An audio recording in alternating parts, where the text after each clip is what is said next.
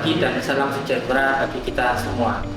Perkenalkan, saya Wisma Sudarmaji, salah satu dosen Fakultas Teknik Universitas Yudhata Pasuruan dari program studi S1 Teknik Mesin. Pada kesempatan kali ini, izinkan saya untuk menyampaikan video yang telah saya buat dengan tujuan sebagai salah satu prasyarat dalam mengikuti sertifikasi dosen tahun 2023 tentang pernyataan diri dosen dalam unjuk kerja Dharma Perguruan Tinggi atau PDD UKT-PT dalam bidang pengajaran untuk mata kuliah elemen mesin. Mata kuliah elemen mesin pada Fakultas Teknik Program Studi S1 Teknik Mesin Universitas Yudhata Pasuruan mengacu pada kurikulum inti Badan Kerjasama Teknik Mesin atau BKSTM tahun 2020. Mata kuliah elemen mesin merupakan mata kuliah yang wajib bagi mahasiswa semester 3 pada program studi S1 Teknik Mesin Fakultas Teknik Universitas Yudhata Pasuruan. Mata kuliah elemen mesin ini memiliki bobot 2 SKS teori dan 1 SKS tugas selama 1 semester ke depan. Mata kuliah elemen mesin ini diberikan kepada mahasiswa dengan tujuan agar mahasiswa mampu menjelaskan dasar-dasar perancangan komponen elemen mesin, memilih jenis material dan sambungan, serta menganalisa dan mendesain untuk merencanakan komponen-komponen elemen mesin.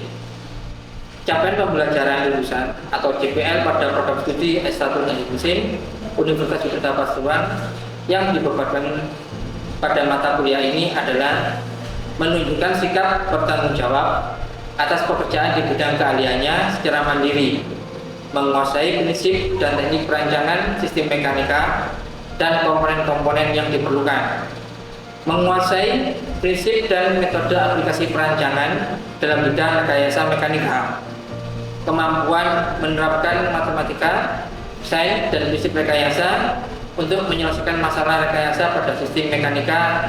Yang terakhir, memiliki kemampuan melaksanakan identifikasi, eksperimen, serta menganalisa masalah sistem mekanika dan rekayasa teknik.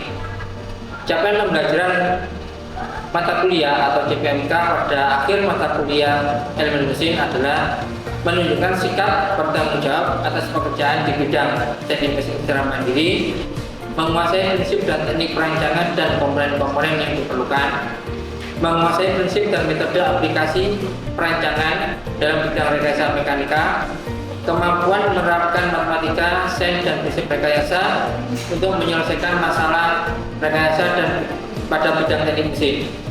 Yang terakhir, memiliki kemampuan melakukan desain komponen-komponen elemen mesin.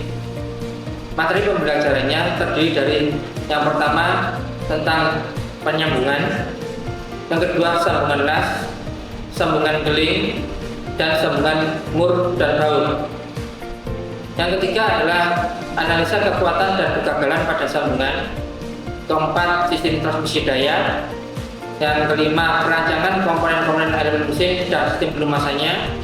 6, pemilihan material berdasarkan standar dan kodenya. Yang terakhir adalah pengenalan konsep dasar perancangan. Referensi dari mata kuliah ini terdiri dari fundamental of mesin component design, Newman, yaitu mesin elemen, lalu mechanical engineering design dari McGraw, lalu a textbook of machine design dari Kurmi, dan yang kami wajibkan kepada mahasiswa untuk dimiliki adalah dasar perencanaan dan pemilihan elemen mesin. Sistem pembelajaran pada mata kuliah elemen mesin saya lakukan secara sinkronus dan asinkronus dengan menggunakan pembelajaran aktif yang mengutamakan peran dan keaktifan mahasiswa dalam proses pembelajarannya, yaitu pembelajaran kolaboratif, diskusi kelompok ataupun mandiri, dan penugasan. Proses pembelajaran pada mata kuliah elemen mesin kami lakukan selama 16 minggu, di mana 7 minggu pertama sebelum ujian tengah semester atau UTS dan pelaksanaan UTS.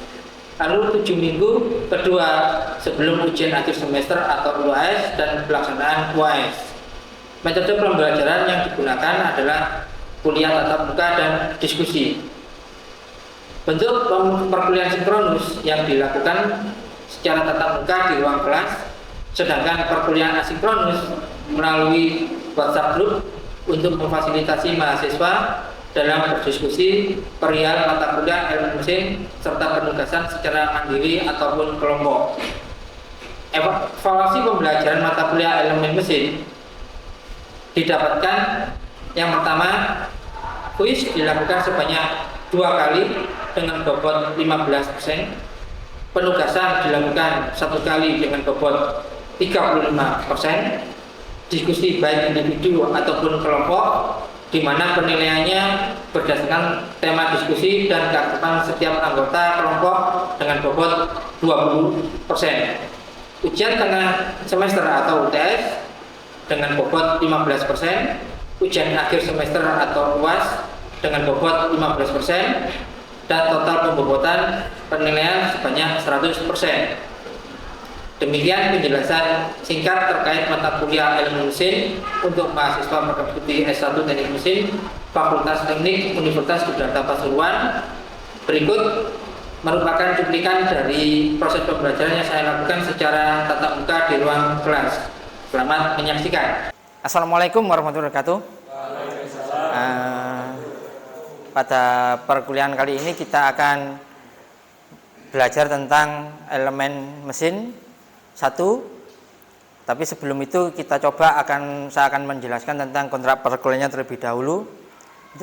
Perkenalkan, nama saya Wisma Sudarmajil. Saya dosen pengampu mata kuliah elemen mesin 1. Nah, berikut adalah kontrak perkuliahan yang ada di program studi teknik mesin Fakultas Teknik Universitas Sudata Pasuruan. Nah, yang pertama adalah nama mata kuliah. Mata kuliahnya ini elemen mesin 1 dengan kode mata kuliah NBP 02022.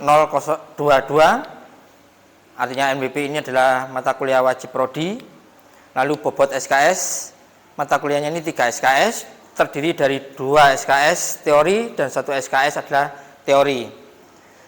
Lalu deskripsi mata kuliah ini diharapkan nanti setelah mengikuti mata kuliah elemen mesin, mahasiswa mampu menjelaskan perancangan dasar-dasar komponen elemen mesin, memilih jenis material dan sambungannya, serta menganalisa dan mendesain untuk merencanakan komponen-komponen elemen mesin. Berikutnya yaitu capaian pembelajaran dari mata kuliah elemen mesin yang pertama menunjukkan sikap bertanggung jawab atas pekerjaan di bidang teknik mesin secara mandiri. Yang kedua, menguasai prinsip dan teknik perancangan dan komponen-komponen yang diperlukan. 3. Menguasai prinsip dan metode aplikasi perancangan dalam bidang rekayasa mekanika. Yang keempat, memiliki kemampuan menerapkan matematika, sains, dan prinsip rekayasa untuk menyelesaikan masalah rekayasa pada bidang teknik mesin. Yang terakhir adalah mahasiswa memiliki kemampuan untuk melakukan desain komponen-komponen elemen mesin. Materi pembelajaran pada mata kuliah ini yang pertama adalah definisi penyambungan, lalu sambungan las, sambungan keling, dan sambungan mur dan baut. Lalu kita akan menganalisa kekuatan dan kegagalan pada sambungan, sistem transmisi daya, perancangan komponen-komponen elemen mesin, dan sistem pelumasannya. Lalu pemilihan material berdasarkan standar dan pengkodeannya. Ini juga perlu dipahami oleh setiap mahasiswa. Lalu yang terakhir adalah pengenalan konsep dasar perancangan. Setelah materi pembelajaran, ini adalah metode pembelajaran perkuliahan kita berlangsung secara student center learning dengan metode antara lain kita ceramah, diskusi kelompok, tinjauan buku atau artikel yang lain, survei sederhana, bisa dicarikan referensi-referensi yang lain. Lalu pengendalian mutunya, untuk pengendalian mutu perkuliahan ini dilakukan melalui penilaian terhadap tugas mandiri dan struktur, aktivitas diskusi, laporan, tugas-tugas kelompok maupun mandiri, presentasi, dan tampilan soft skill. Itu artinya soft skill nanti kita akan merancang sebuah komponen secara sederhana dulu. Nah, evaluasi pembelajarannya di mana nanti ada kuis yang bisa beri bobot 15%. Kita nanti teorinya, setelah itu kita lakukan kuis. Itu. Lalu tugas besar ini bobotnya 35 SKS, 35%. Lalu diskusi 10%, UTS 20% dan UAS 20%. Total semuanya 100%. Ini sistem penilaiannya, ada A kategorinya 86 sampai 100, B min 81 sampai 85, B plus seperti ini. Bisa dilihat nanti. Nah, tata tertib perkuliahan wajib untuk diketahui oleh mahasiswa. Yang pertama yaitu mahasiswa wajib mengikuti perkuliahan dengan tepat waktu. Mahasiswa yang terlambat lebih dari 15 menit tidak diperkenankan mengikuti perkuliahan. Mahasiswa yang tidak hadir karena alasan yang tidak dibenarkan menurut peraturan menyerahkan surat izin kepada dosen mata kuliah selambat-lambatnya pada hari perkuliahan berikutnya. Jika dosen tidak dapat hadir pada jadwal yang telah ditetapkan karena sesuatu hal, maka dosen diwajibkan memberikan informasi kepada mahasiswa paling lambat 1 hari sebelum jadwal perkuliahan. Apabila dosen tidak hadir setelah 15 menit dari jadwal kuliah, mahasiswa berhak menghubungi dosen dengan menanyakan kepada petugas piket yang ada di fakultas tentang perkuliahan bisa dilaksanakan atau tidak.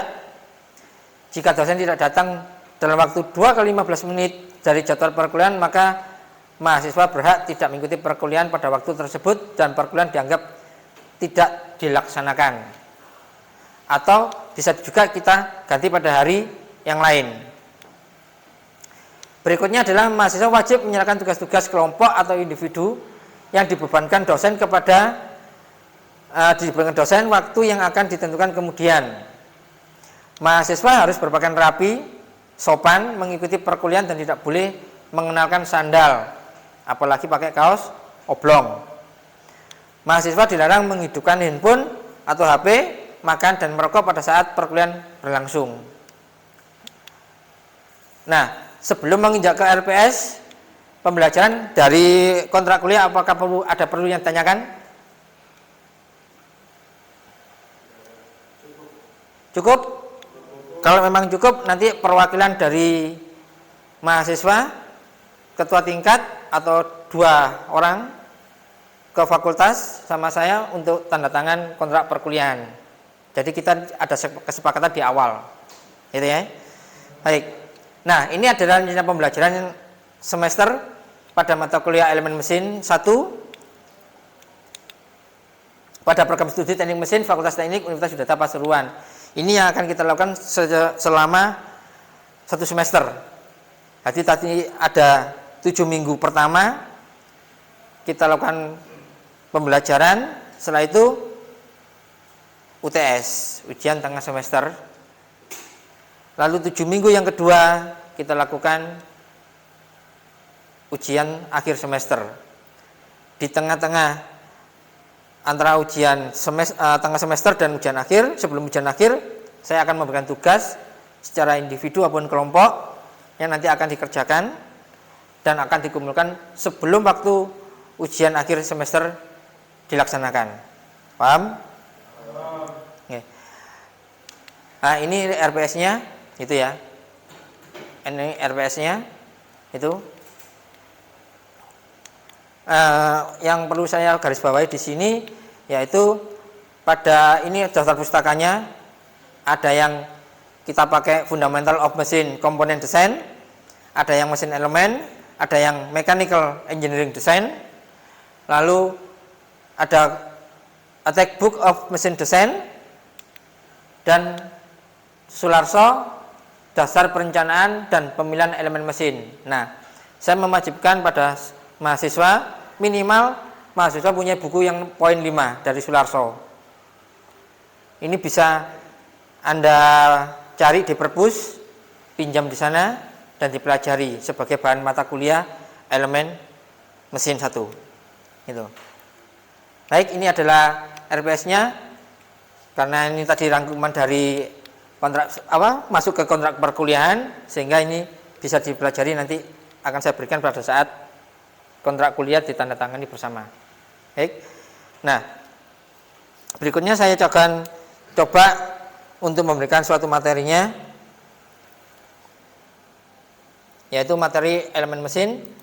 kita akan belajar di elemen mesin 1. Nah, di elemen mesin 1 ini kita akan mengetahui dulu definisi penyambungan. Apa sih definisi penyambungan?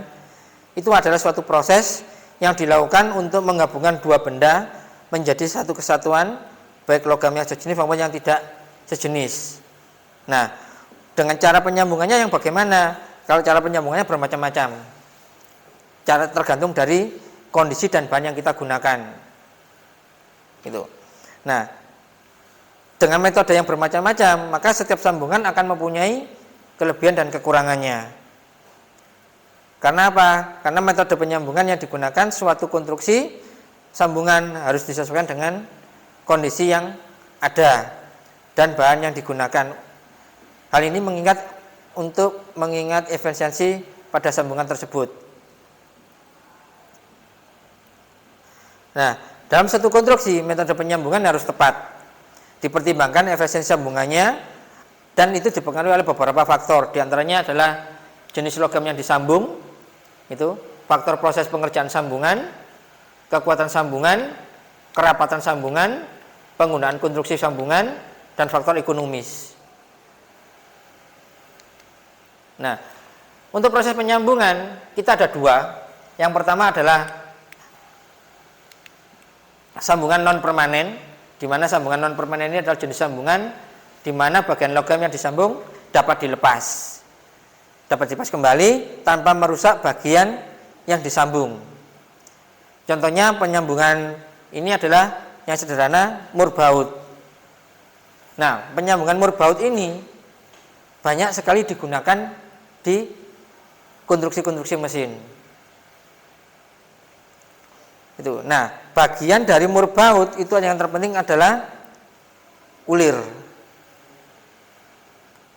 Nah, sedangkan ulir itu adalah suatu yang diputar di sekeliling silinder dengan sudut kemiringan tertentu.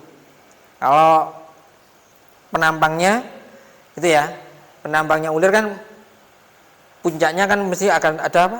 Membentuk sudut itu. Nah, itu ada ketentuan. Untuk menghitungnya berapa, jumlah ulirnya berapa, ada nanti kita akan pelajari untuk minggu depan.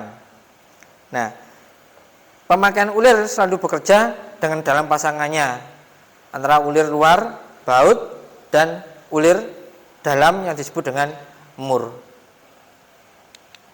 Nah, ini adalah contoh sederhana, gitu ya, contoh sederhana dari mur, itu. Ini bisa kita putar sedikit contoh sederhananya. Nah, di sini murnya bergerak.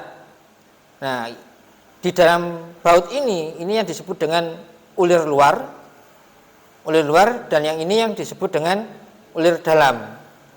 Itu.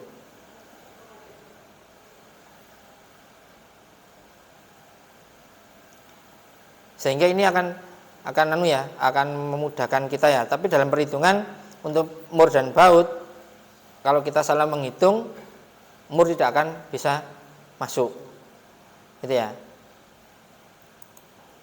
Nah, ini yang kedua adalah sambungan permanen.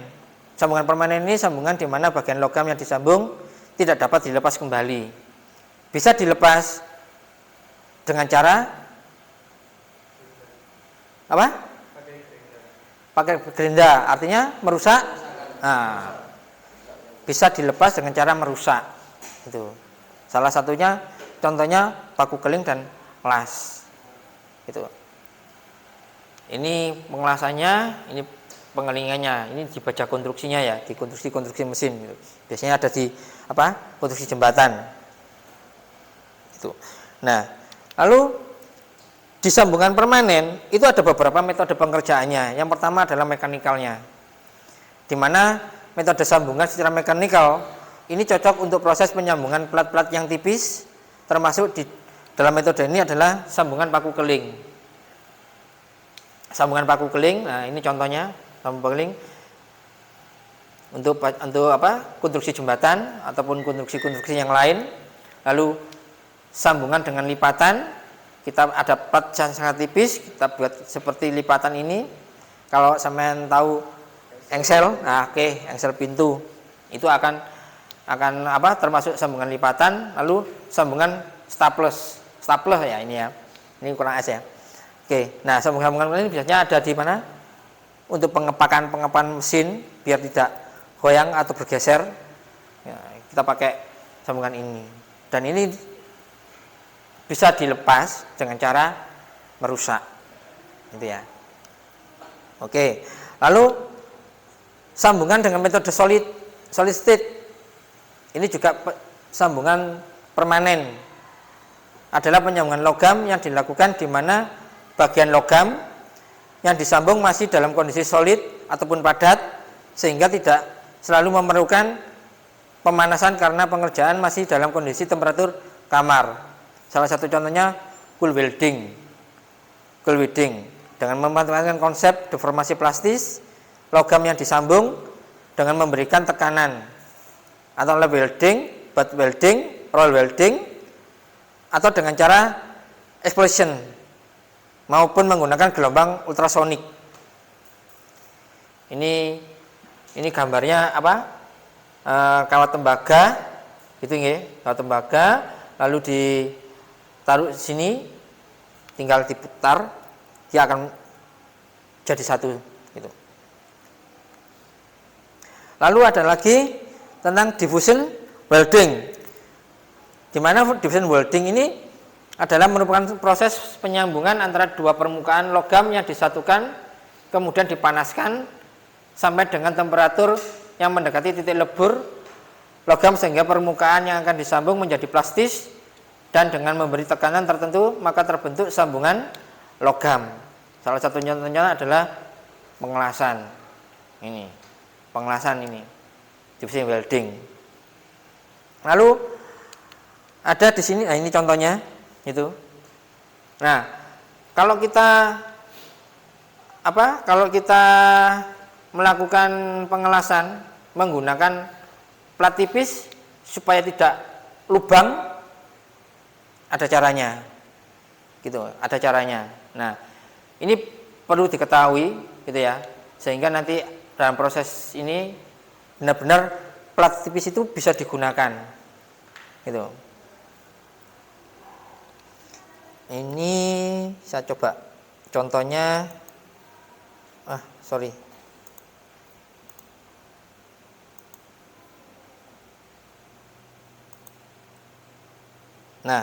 kalau kita lakukan seperti ini, nah ini pembantu. Nah sama lihat ini cara mengelasannya, las tarik, las tarik, las tarik, gitu ya.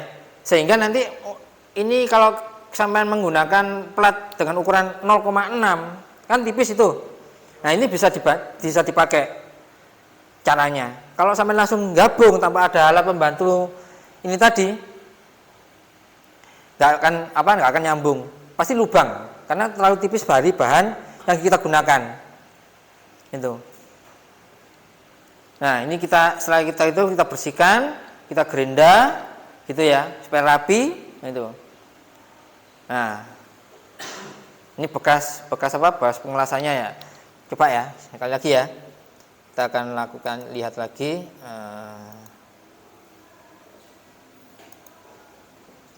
Nah kalau sampai hanya gini aja nanti pada saat pengelasan seperti ini pasti di sini akan bolong atau lubang. Platnya terlalu tipis. Supaya platnya tidak lubang dan ini bisa digunakan, maka ada pembantu, elektroda pembantu untuk bisa menyambung dari dua logam tersebut. Ya. Nah, kita dekatkan, kita tunggu. Las tarik, las tarik. Nah, nanti kalau kita ke lab gitu ya, kita coba apakah benar ini. Ya, kita akan buktikan itu. Las tarik, las tarik. Nah, setelah pengelasan ini selesai, kita hilangkan keraknya itu, dibersihkan. Setelah dibersihkan, kalau kita rapikan pengelasannya. Itu. Ya. Oke. Nah, friction welding merupakan suatu penyambungan akibat panas yang ditimbulkan oleh gesekan antara dua bagian logam yang akan disambung. Salah satu bagian logam diputar sehingga pada permukaan kontak akan timbul panas atau mendekati titik cair logam, maka setelah putaran dihentikan akan terbentuk sambungan logam. Apa ini? Friction welding ini apa? Ada yang tahu nggak? Friction welding. Apa? Friction itu apa sih? Friction? Bukan. Friction. Apa? Gesekan. Jadi kalau friction welding adalah sambungan dengan metode gesek. Nah, karena apa? Karena kalau dalam pengertiannya tadi perputaran itu akan menghubungkan suatu benda yang lain. Nah, kita coba contohnya.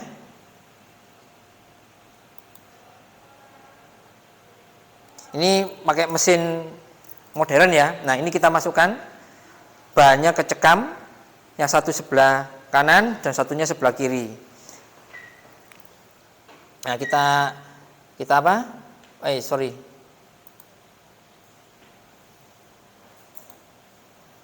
Kita letakkan ya satu benda di sebelah kanan seperti ini, satu benda lagi di sebelah kiri. Nah, lalu karena ini pakai mesin gitu ya, semuanya canggih, maka yang nanti yang berputar itu adalah yang sebelah sini yang berputar. Kayak operasinya mesin bubut ya, yang berputar di sini.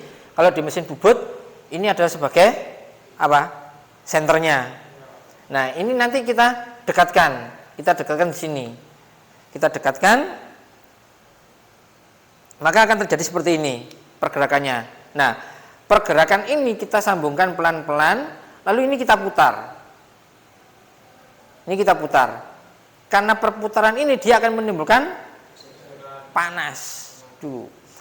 Menimbulkan panas sehingga terjadilah gesekan. Nah, gesekan ini akan membentuk sambungan. Akan membentuk suatu sambungan. Gitu ya. Nah, sambungan inilah nanti yang akan setelah ini dingin jangan langsung dilepas ya, apalagi langsung dipegang nanti. Nah, kita ulang lagi ya. Nah, setelah nanti sambungan itu benar-benar merekat, kita akan lepas dengan alat bantu, gitu ya, mungkin dengan jepit ataupun yang lainnya, maka kita akan rapikan hasil pengelasannya. Itu hasil pengelasannya akan kita rapikan. Nah, ini contohnya las gesek.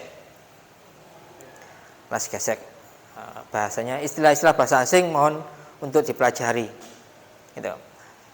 Ya, ini salah satu contohnya ini. Nah,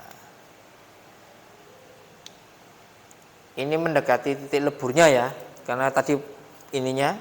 Nah, ini mendekati titik leburnya sehingga terjadilah seperti ini, gitu. Oke. Lalu ada lagi bentuk liquid state. Nah, penyambungan logam yang dilakukan di mana masing-masing logam yang akan disambung dalam kondisi liquid ataupun cair, termasuk apabila menggunakan filler ataupun bahan tambah juga ikut akan mencair. Nah, salah satunya adalah resistant welding dengan memanfaatkan energi yang dihasilkan dari pengaturan arus dan tahanan pada prinsip kelistrikan. Kita pakai rumus P sama dengan I kuadrat dikalikan dengan R besar dikalikan dengan T, sehingga diperoleh panas untuk mencairkan benda kerja dengan menambahkan tekanan pada benda kerja. Ini yang menggunakan liquid state. Lalu ada yang resisten welding atau las tahanan ada beberapa jenis, yaitu resisten spot welding yang sering kita sebut las titik, kita belum punya alatnya, gitu ya. Las titik, lalu projection welding, resisten swim welding, mass seam welding, high frequency resistant welding, dan flat bed welding. Nah, alat semua kita belum punya. Kalau las titik ini biasanya bisa digunakan pada tempat-tempat yang sempit, yang sangat sukar untuk dijangkau. Kita pakai las titik, gitu ya. Modelnya tadi cuma angkat, turunkan, dekatkan, nempel, angkat, itu aja. Kalau terlalu lama, lubang. Oke, nah contohnya ini, contohnya.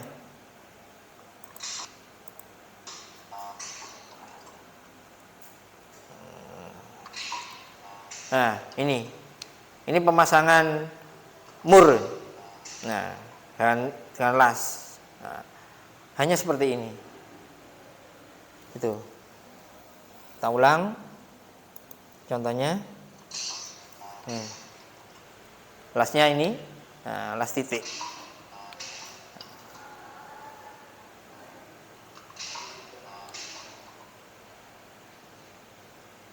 Nah, oke. Ini contoh dari las titik. Lalu ada electric arc welding, di mana pengelasan yang memanfaatkan panas yang berasal dari api yang dihasilkan dari arus listrik untuk mencairkan benda kerja. Nah, las apa? Las listrik. Nah, sudah ada yang tahu las listrik. Nah, ini contohnya, cara pengelasannya yang sering digunakan dalam kehidupan sehari-hari pada bengkel-bengkel las. Nah, ini apa? Trafonya ya, trafonya gitu. Nah, perhatikan cara mengelasnya, elektrodanya bagaimana, itu ya, elektrodanya. Nah ini,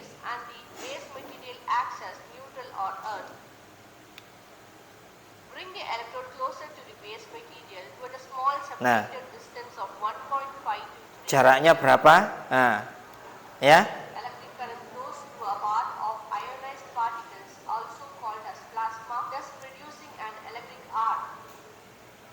Oke.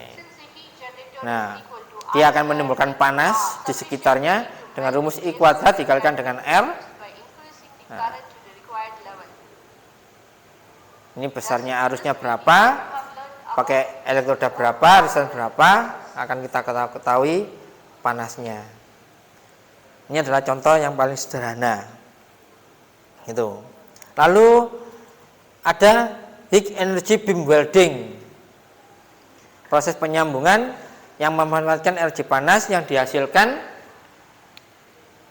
oleh perpindahan elektron untuk mencairkan benda kerja. Kalau dari tampilan gambarnya ini, kira-kira apa ini? Mesin las laser. Itu. Ya, coba ya, kita akan contohnya, caranya bagaimana. Kalau kita sering ngelas, yang ngelas kan lasnya, ini yang jelas benda kerjanya berputar, lasnya hanya diam. Ini perputaran, nah ini sambungannya ini sampai pada yang kita harapkan. Kalau itu memang benar-benar sudah nyambung, maka kita keluarkan.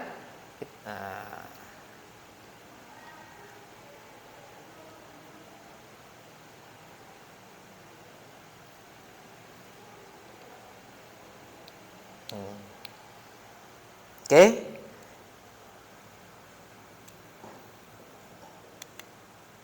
Lalu ada metode liquid solid, adalah penyambungan logam yang dilakukan di mana salah satu logam yang disambung dalam kondisi cair, sedangkan bagian logam lainnya dalam kondisi padat. Kalau melihat dari sini apa? Solder. solder ya. Nah, ini metode liquid solid. Nah, contohnya ini.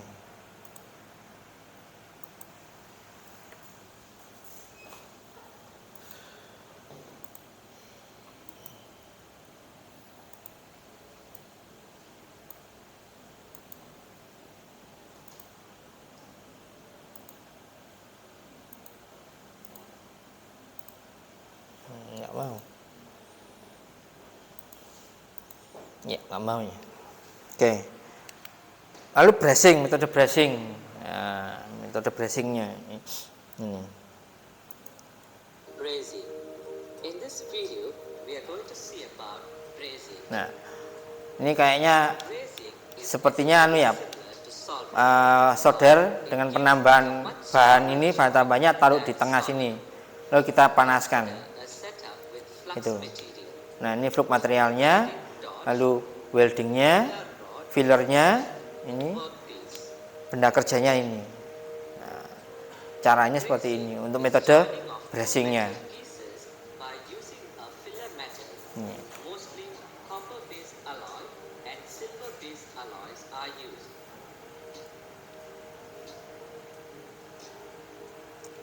In Ini adalah cara penyambungan dengan metode pieces bracing. joint is not melted, but filler metal is melted.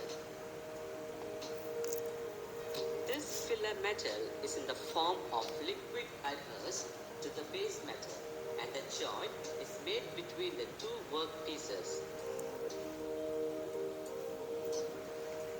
Nah, hasil hasil metodenya ini. Hasilnya.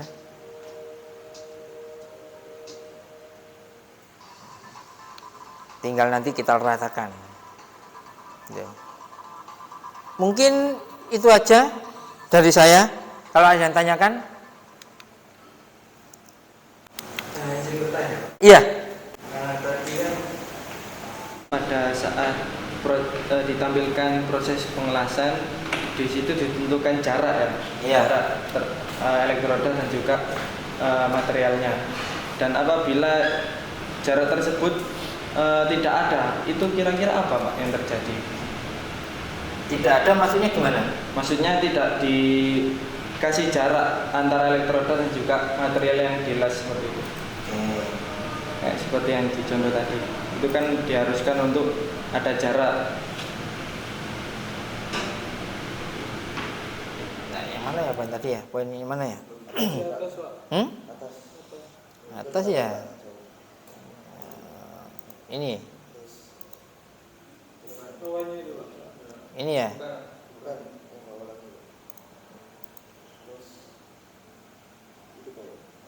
Ini. Nah, ini ya. In this media, you will Sini learn ya. about the principle of Ya. arc welding process. Jadi, In arc welding, the arc is nah, posisi pengelasannya ya. Ini posisi pengelasannya. here the welding process Ini trafonya, gitu ya. Mesinnya. direct current power supply and alternating current power supply. In case of direct current power supply, the electrode acts as positive pole and the base material acts as negative pole. Whereas in case of alternating current power supply, the electrode acts as phase and the base material acts as neutral or earth. Bring the electrode closer to the base material with Ini ya, jarak ini ya maksudnya. Jarak ini ya. Ini tidak ada gitu ya. Tidak, misalkan ini tidak ada gitu ya. Terus kalau nggak ada, akan mengakibatkan apakah itu tetap bisa dilakukan atau enggak gitu. Gitu. Kalau ini terlalu dekat, gitu ya. Kalau ini terlalu dekat, namanya apa benda yang akan kita sambung pasti itu akan menimbulkan suatu percikan, apalagi sudah terlalu aliran listrik. Itu. Sehingga nanti jarak ini akan sebelum kita mengelas itu ada ketentuan yang akan kita ketahui berapa jarak yang harus kita lakukan. Itu. Tidak mungkin kalau ini tidak digunakan, pasti ada. Sebelum kita ngelas saja, kita sebagai contohnya aja tunjuk jari cuma gini jalan. Tapi setelah dekat dengan benda kerja, Ini akan kita tarik ini jelas. Artinya posisi ini sudah pas, gitu, sudah pas. Dan ini nggak boleh berubah. Kalau ini mau digeser terus, jaraknya seperti itu terus. Oke. Ada lagi?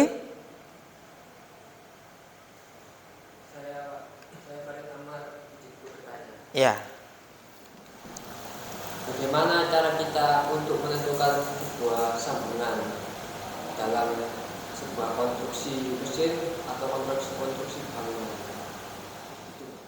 Menentukan sebuah sambungan. Harus kita menggunakan sambungan apa untuk Oke. Ya, salah satu contoh misalkan ya. Kita akan membuat suatu rangka. Rangka itu ada di mananya? Ada di luar ataupun di dalam. Nah, sambungan rangka ini kalau kita pakai paku keling itu kan nggak mungkin. Karena apa? Mungkin kurang kuat. Sehingga kita membutuhkan paku keling yang cukup banyak. Nah, untuk menghemat efisiensi sambungannya, kita akan menggunakan sambungan dengan metode proses pengelasan. Itu akan mengakibatkan proses pengelasan pada rangka tadi menimbulkan suatu kerapatan, sehingga alat tadi bisa dikatakan cukup kuat. Ada rangka yang bisa dilas dan ada yang nggak bisa dilas. Artinya perlu kerapatannya cukup tinggi. Kayak boiler, kan nggak mungkin itu dilas. Dia pakai sambungan paku keling yang cukup banyak, sehingga itu akan mempunyai tingkat kerapatan yang tinggi. Ada lagi? Cukup? Oke. Baik, mungkin itu yang bisa saya sampaikan untuk minggu ini. Minggu depan akan kita sambung lagi. Saya akhiri. Assalamualaikum warahmatullahi wabarakatuh. Terima kasih.